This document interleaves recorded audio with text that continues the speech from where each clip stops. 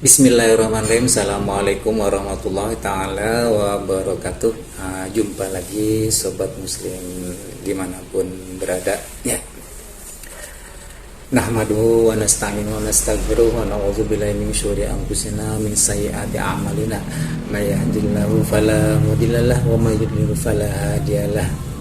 Salatan wa salaman nursilu ila nabiyina Muhammadin sallallahu alaihi wasallam alladzi qad jaa bi dinil Islam dinul mulaimin lil uqul wa munasibun fi kulli zamani wal makan amma ba'du.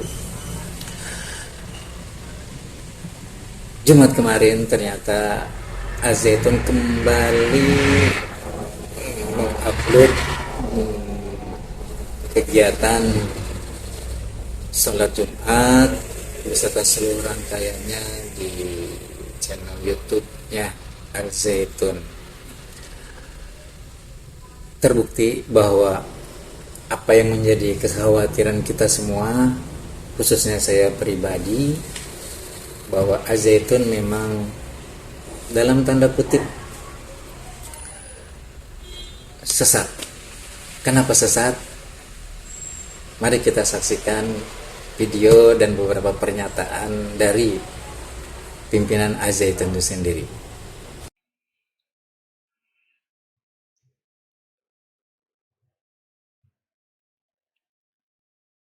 Innal hamdalillah nahmaduhu wa nasta'inuhu wa nastaghfiruh wa na'udzu billahi min syururi anfusina wa min sayyiati a'malina. May yahdihillahu fahuwal muhtad wa may yudlil falan tajid lahu waliyyan mursyida.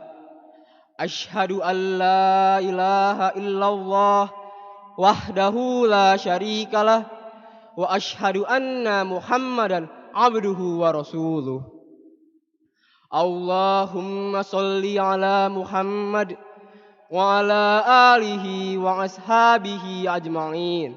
Amma ba'du. Faya ibadallah, usini wa iyyakum bitaqwallah, faqad faza man ittaqa. Qala Rasulullah sallallahu alaihi wasallam fil Qur'anil Karim, a'udzu billahi minasyaitonir rajim.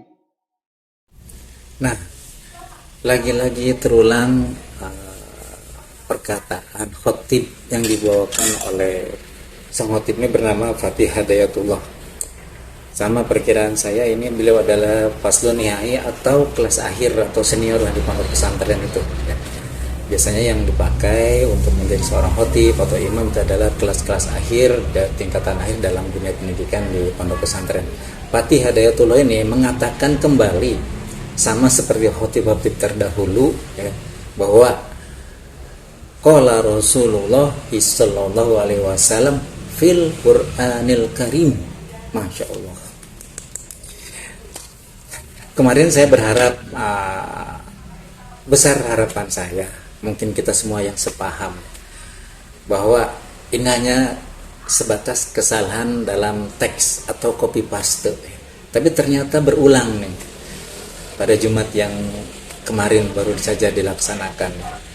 Ya, lagi-lagi khotib mengatakan begitu, qala Rasulullah sallallahu alaihi wasallam fil Qur'an, yang artinya qala artinya berkata dia, siapa? Rasulullah sallallahu alaihi wasallam.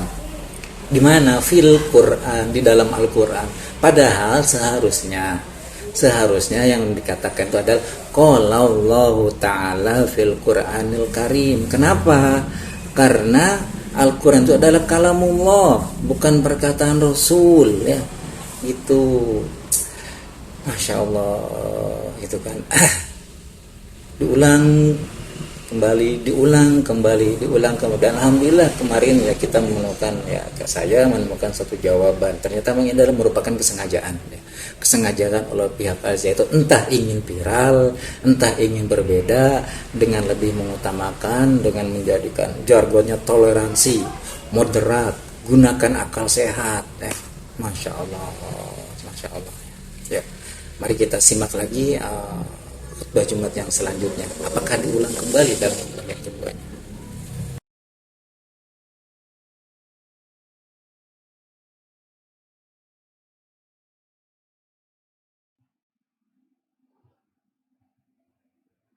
Alhamdulillahilladzi arsala rasulahu bil huda wa dinil haqq liyudhhirahu 'alad dini kullih wa kafa billahi syahida. Asyhadu an la ilaha illallah wa asyhadu anna Muhammadar Rasulullah. Allahumma shalli wa sallim wa barik ala Muhammad wa ala alihi wa ashabihi ajma'in. Amma ba'du. Fa ya ibadallah ittaqullaha haqqa tuqatih wa la tamutunna illa wa antum muslimun. Qala Rasulullah sallallahu alaihi wasallam fil Qur'anil Karim, a'udzu billahi minasyaitonir rajim. Aduh, mau dibawa kemana ini ajaran pesantren? Kasihan santri-santrinya beserta wali santri, masya Allah. Ternyata benar saudara sahabat muslim sekalian ya, perkataan tersebut sang khotib mengulang kembali pada khutbah keduanya dengan perkataan qala Rasulullah sallallahu alaihi wasallam fil Qur'anil Karim. Kemudian menyebutkan a'udzubillahi minasyaitonir rajim. Aneh, entah dia memakai mazhab apa ya, mungkin bisa jadi beliau ini memakai katanya mazhab Soekarno, tapi kita lihat benarkah dia Soekarnois? Yuk kita buktikan lagi ya.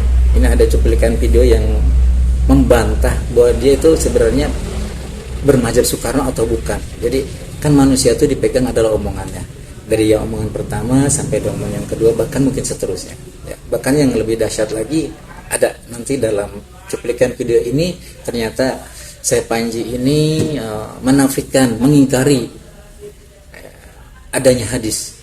Dia mengatakan bahwa hadis yang benar itu adanya hanyalah Al-Quran. Masya Allah ya. Inilah akibat orang yang selalu mengunggulkan akal sehat ya. Ya dengan jargonnya tadi ya, toleran, moderat ya. Otak manusia, akal manusia terbatas ya. Kita harus belajar kepada para pendahulu kita, pada alim ulama umar terdahulu ya. Mereka berjuang gitu kan untuk menuliskan hadis itu bukan sembarangan ya Syekh ya. Atau mungkin mohon maaf kita kepada para pengikut Syekh Panji, para santrinya, para wali santri gitu kan. Jadi perawi hadis tidak sembarangan merawikan hadis ya. Nah, mari kita saksikan video pernyataan dari Syekh Panji Gumilang bahwa dia mengingkari yang namanya hadis, bahaya dan semesta. Jangan cuplik. Kalau kita berpikir cuplik, melangkah sedikit haram, ke sini bid'ah, ke depan sedikit keluar dari ajaran Rasul. Kok seperti pernah ketemu Rasulullah saja? Hadis Rasul itu dipilah-pilah oleh manusia. Masa ada hadis, wah ini dhaif. Masya Allah, Kanjeng Nabi didhaifkan. Oh ini mutawatir, disepakati. Mau itu mutafakun alaih. Jadi tertakluk kepada pendapat orang. Yang orang itu kita belum paham. Imam Bukhari ada di Rusia, begitu jauh, belum ada IT. Nah, yang dikatakan hadis yang utuh itu ya hadis Rasul Shallallahu Alaihi Wasallam yang diterangkan di dalam Al-Quran. La yantiku anil hawa in huwa illa wahyun yuha. Jadi nutuknya daripada Rasulullah sallallahu alaihi wasallam dzalika huwa Al-Qur'an, ayat Al-Qur'an. Faqala Rasulullah fil Qur'anil Karim. Nah, sobat muslim sekalian, jelas kan? Jelas ya. Beliau menafikan, mengingkari adanya perawi hadis.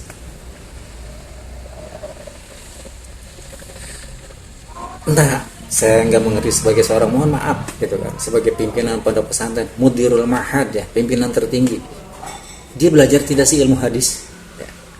Dia mengatakan bahwa jangan cuplik yang pertama. Yang kedua, masa katanya hadis dipilah-pilah. gitu kan. Masa perkataan Rasul diragukan? Dia tidak mengerti bagaimana ilmu hadis, ulumul hadis ya. Saya katakan beliau tidak mengerti dan mungkin tidak pernah belajar ulumul hadis. Tapi saya meragukan karena beliau tamatkan Gontor. Gontor tidak mengajarkan seperti ini. Gontor tidak pernah mengajarkan seperti ini. Kita jelas tatanan hukum Islam pernah yang pertama ada Al-Quran, yang kedua ada Al-Hadis. Ya. Ini mau dikemanakan? Sedangkan hadis sendiri adalah fungsinya untuk menjelaskan apa yang masih global di dalam Al-Quran. Contoh, seperti rakaat salat. Ya. Tidak dijelaskan secara rinci dalam Al-Quran, maka dibutuhkan namanya hadis. Hadis adalah perkataan dan perbuatan Rasulullah. Seperti itu. Jadi kita butuh hadis ya. Dan kita perlu memilah-milah gitu. Para perawi memilah-milah mana yang dhaif, mana yang maudhu ya, mana yang sahih ya, dan lain sebagainya. Banyak ya jenis-jenis hadis ini. Kenapa? Untuk menghindari kesalahan. Contoh yang paling modal kita membedakan antara hadis dhaif dan yang sahih ya.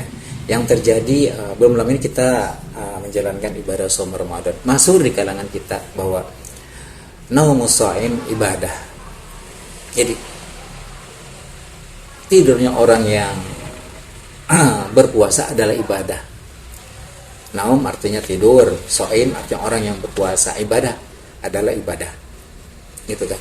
Nah, ini jangan diterima langsung. Ya. Kalau gitu lebih baik kita tidur saja selama Ramadan. Gitu.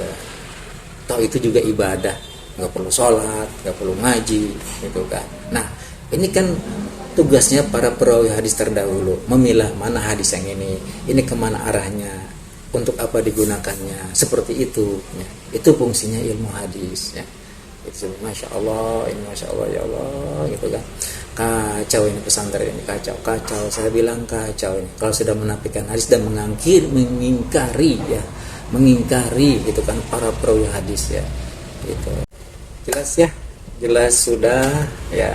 Mohon maaf, saya katakan secara pribadi kesesatan Al-Zaitun ya. Bahkan dia menghina, seolah-olah menghina Imam Bukhari sebagai perawi hadis ya. Padahal kita tahu Imam Bukhari adalah salah seorang perawi hadis terkemuka dan termasyhur dan yang paling kuat hujahnya. Ya, saya coba membuka literatur siapa sih tentang Imam Bukhari seperti itu ya. Jadi Imam Bukhari ini ada hafal sampai dengan 100.000 hadis sahih dengan sanad dan matannya, saudara. Jadi Imam Bukhari ini lahir di kota Bukhara ya, yaitu di Rusia sana. Saya juga tidak hafal tepatnya di mana ya. Tapi ini bisa kita katakan ya bahwa beliau benar-benar menafikan eksistensi hadis. Padahal Al-Quran sendiri kan ada yang sifatnya global, perlu penjelasan. Nah, imam-imam hadis, perawi hadis ini memisahkan, ya, bukan berarti menyepelekan perkataan Rasulullah. Justru dikhawatirkan ada perkataan Nabi yang diselewengkan oleh para setelah meninggalnya Nabi. Ya. Bahkan Imam Bukhari sendiri pernah mengatakan, dia begini, saya tidak akan pernah meriwayatkan hadis yang kuterima dari sahabat dan tabi'in. Dengar ya, dengar, saya ulangi ya. Ini saya Panji nih, pengikutnya nih, semua santrinya nih ya. Dan semua para alumni atau para wali santri yang masih membela, saya katakan yang masih membela saya Panji. Imam Bukhari itu pernah berkata, saya tidak akan pernah meriwayatkan hadis yang kuterima dari sahabat dan tabi'in sebelum aku mengetahui tanggal kelahiran dan wafat serta tempat tinggalnya. Dengar nih. Nih, ini masih koma nih. Dan aku juga tidak akan meriwayatkan hadis mauquf yang terhenti dari sahabat, mauquf dari waqafa gitu kan, berhenti, mauquf dari sahabat dan tabi'in kecuali ada dasar yang ku ketahui dari kitabullah dan dari sunnah Rasulullah. Ini mohon maaf gitu kan ya, saya sedikit keras ya. Jadi dia menafikan gitu kan Imam Bukhari ya. Padahal Imam Bukhari pernah mengatakan tidak akan pernah meriwayatkan hadis sebelum dari para sahabat dan sebelum dia mengetahui pertama tanggal lahir, wafatnya dan tinggalnya di mana. Kok bisa dia mengatakan seperti itu, saya Panji ini? Dulu kan belum ada IT katanya. Ada Vira. Itu kok perempuan, urusan perempuan. Di depannya siapa yang mau memajukan silakan. Mazhab apa? Lah kok pakai mazhab? Nanti saya jawab aneh lagi. Mazhab saya mazhab Bung Karno. Kan gitu sudah. Mengapa saya kenal? Saya pernah berjabat tangan pada waktu SD kelas 3. Terus saya berkenalan langsung pemikirannya sejak tahun 1963 sampai sekarang. Saya yakin Bu Megawati belum tentu membaca di bawah bendera naungan bendera revolusi dengan hafal. Saya itu sampai hafal kata-kata satu persatu. Sampai memimpikan kapan ini nasabnya Bung Karno tampil. Sudah hampir tampil, tahu-tahu diganti dengan orang lain.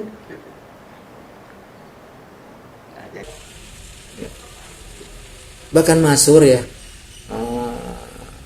di media sosial, mungkin di YouTube atau di Instagram dan lain sebagainya, bahwa Presiden Soekarno saja sangat menghormati dan mengagumi siapa Imam Bukhari itu. Sampai dalam salah satu riwayat dan beberapa nomenklatur mengatakan, menceritakan, bahkan menuliskan ketika Rusia bernegosiasi dengan itu, cuma satu persyaratannya oleh Soekarno, tolong temukan makamnya Imam Bukhari. Sontak ini membuat para petinggi di Soviet sibuk mencari di mana makam Imam Bukhari. Padahal dia mengatakan bahwa mazhab saya Soekarno. Tapi kok ya dari perkataan demi perkataan gitu, kemudian dari video demi video yang kita saksikan gitu kan, selalu bertolak belakang gitu kan. Dia mengatakan segala sesuatu yang benar adalah di Al-Quran. Betul, Al-Quran adalah yang benar, kita sepakat di situ. Tapi setiap dia kalah perdebatan, kalah dalil, kalah apa, dia mengatakan bahwa ihya ulumuddin. Nah, dia mengatakan ihya ulumuddin menjadi dasar dia. Padahal dia mengatakan semua yang benar ada di Al-Quran. Benar, kita sepakat, tapi kita butuh gitu kan ulama al-qiraduhu yang sudah kita masuk dan kita akui keilmuannya, dan mereka tidak sembarangan ya, menulis kitab seperti apa. Ya, banyaklah riwayat, saya tidak perlu menceritakannya lagi. Makanya mungkin ya bisa jadilah kayaknya di Zaitun tidak diajarkan mungkin ya ulumul hadis. Kenapa saya bisa menyimpulkan demikian? Ya tadi buktinya, ya, buktinya. Siapa Imam Bukhari di Soviet? Dulu kan belum ada IT. Ya. Kenapa perkataan Rasul dipilah-pilah? Ada hadis mutawatir, maudhu, segala macam. Masya Allah ya Allah. Berikanlah hidayah untuk kita semua, dan untuk khususnya gitu, saya Panji. Semoga ini adalah hanya merupakan kesalahan dan kealpaan. Karena pada dasar manusia itu adalah al-insanu makhluq khata wa nisyan. Manusia tempat salah dan alfa dan lupa. Jadi seperti itu, kurang lebihnya mohon maaf ya. Saya bukan orang yang ahli agama, tapi sehingga saya pernah belajar tentang agama, pernah mondok ya, dan saya pernah belajar di UIN YN Syarif Hidayatullah. Jadi mungkin banyak kemarin ketika saya mengupload video YouTube mempertanyakan, mohon maaf dasar keilmuan saya seperti apa ya. 3 tahun saya di pesantren ya, 5 tahun saya kuliah di YN, dulu itu namanya YN, sekarang YN, saya jurusan sastra Arab. Dan kebetulan sekalian saya ceritakan di channel YouTube saya ini, Imam Parwoto ya, mungkin bagi alumni Al-Zaitun, santri Al-Zaitun mengetahui siapa saudara Imam Parwoto itu. Ya, Imam Parwoto merupakan pendiri Ma'had Al-Zaitun. Kalau tidak salah beliau itu ada anaknya dari saya Panji. Beliau seangkatan dengan saya, kuliahnya di IAIN Syarif Hidayatullah, tapi beliau tidak sampai tamat. Bahkan beliau pernah mengatakan, menceritakan kepada kami semua sebagai rekannya, bahwa kenapa Az-Zaitun juga dibangun di daerah Gantar ya? Karena tujuannya pertama ingin seperti Gontor. Di Jawa ada Gontor, di Jawa Timur. Nah, di Jawa Barat ada namanya Gantar. Maka dia memilih daerah Gantar di Indramayu. Ya, saya juga belum pernah ke sana ya, gitu kan, seperti itu. Dan mohon maaf, beliau pernah mengatakan secara lisan kepada kami semua ketika bahwa Az-Zaitun ini adalah terafiliasi dan berafiliasi kepada Darul Arqam yang ada di Malaysia. Mangga silakan. Ya, jadi saya mengatakan karena saya pernah mendapatkan berita bagaimana awal-awal Az-Zaitun ini ceritanya, dan bukan dari orang lain ya, dari saudara Imam Parwa. Silakan ya, Allahumma Az-Zaitun yang masih pro ya, yang masih mengeluh-ngeluhkan ya, mungkin santri dan kalau santri. Saya mungkin lebih awal mengetahui tentang Az-Zaitun ini dari siapa? Dari saudara Imam Prawoto tersebut ya. Ini tidak bermaksud mengadu domba ya, tapi kalau dia menanyakan kok saya berani ya, saya berdasar ya, gitu. Demikian ya, mohon maaf ya, kebenaran hanya milik Allah ya. Apabila ada salah-salah kata yang saya tidak bermaksud untuk saling mengadu domba, tidak ada. Ingin mencari cuan di channel YouTube tidak ada, tapi ingin sama-sama belajar ya. Saya ingin belajar dan mengedukasi juga ya, mana yang tepat dan tidak tepat, mana yang benar dan tidak benar, sesuai dengan keilmuan yang saya miliki, sesuai yang pernah saya pelajari di pondok pesantren dan di perkuliahan ya. Makanya mungkin ini menjadi tugas Kementerian Agama ya. Kalau tidak salah Kementerian Agama pernah membentuk majelis masyayikh ya, yang tugasnya adalah fungsinya menilai pondok pesantren ini ajarannya benar atau tidak ya, kualitasnya seperti apa. Silakan Menteri Agama Gus Yakut ya, kalau tidak salah SK tersebut ditangani oleh Gus Yakut ya, gitu kan. Sok nilai sekarang ya, ini merupakan uji nyali bagi Kementerian Agama ya. Saya yakin MUI telah membuat kajian pada tahun 2002 dan sekarang MUI sedang mengkaji terus bagaimana Az-Zaitun ini. Tinggal keberanian Kementerian Agama Republik Indonesia ya, untuk membina, bukan memusnahkan, bukan membubarkan Az-Zaitun, membina dan menentukan apakah yang ada di dalam Az-Zaitun sesat atau tidak sesat. Ya, ada dua kategori, ada sesat menyesatkan, ada hanya sesat saja ya. Silakan ya, kalau yang tidak puas kemudian silakan berikan komen. Mudah-mudahan gitu kan, apa yang saya sampaikan ini bisa bermanfaat untuk pribadi saya, menjadi amal jariah, dan untuk kita semua sebagai pembelajaran. Kurang lebihnya mohon maaf. Billahi taufiq wal hidayah. Wassalamualaikum warahmatullahi taala wabarakatuh.